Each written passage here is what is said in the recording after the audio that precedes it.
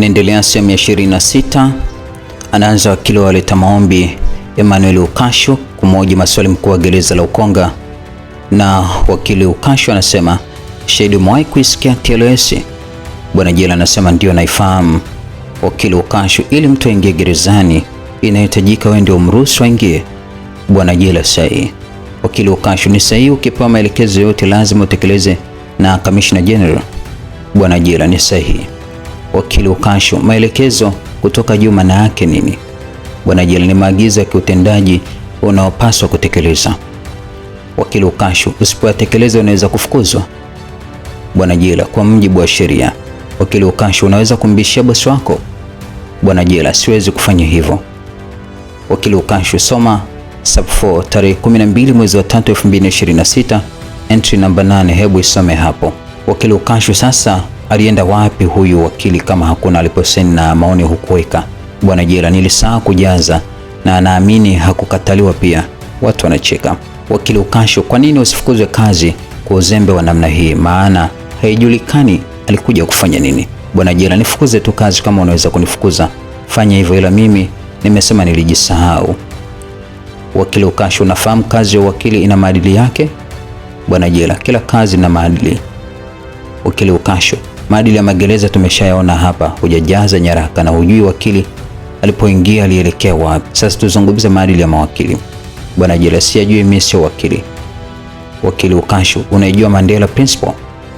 Bwana jela, yes. Wakili Ukasho, soma hapa inasemaje?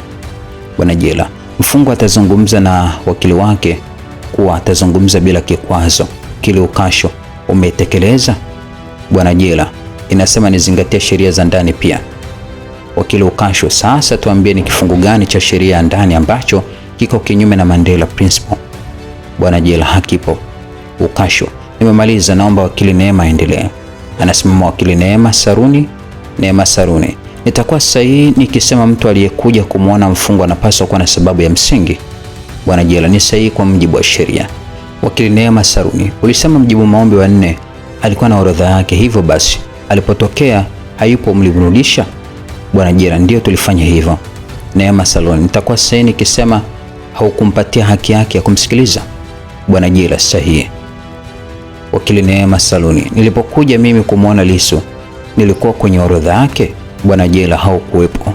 Wakili Neema Saruni, nilipofika ikawaje? Bwana jela, tulienda kumuuliza Lissu. Neema Saruni, akasemaje? Bwana jela, akaruhusu ukamuone. Neema Saruni, kwa nini huyo mwingine mlimrudisha bila kwenda kuuliza Lissu anasemaje? Bwana jela, hapo sasa ndio kuna utata. Watu wanacheka mahakamani. Wakili Neema Saruni, nimemaliza. Haya, wanasimama mawakili wa serikali. Anaanza wakili wa serikali anaitwa Wisdom. Wakili wa serikali Wisdom, litekeleza majukumu yako kwa mujibu wa nani? Bwana jela, masharti yapo kwenye sheria ikiwemo PSO. Mheshimiwa Lissu, waheshimiwa majaji, naomba sitaje kabisa PSO maana jana na hatukumuuliza, asiulize. Section 156 kifungu cha 3 ya Evidence Act iko wazi kuhusu re-examination. Jaji, sasa wakili wa serikali Wisdom, huko tayari kuendelea na njia hiyo ili tumruhusu Lissu naye aanze kuuliza kwenye PSO? Wakili wa serikali Wisdom, naomba tu niishie hapo, sitaendelea mbele. Watu wanacheka.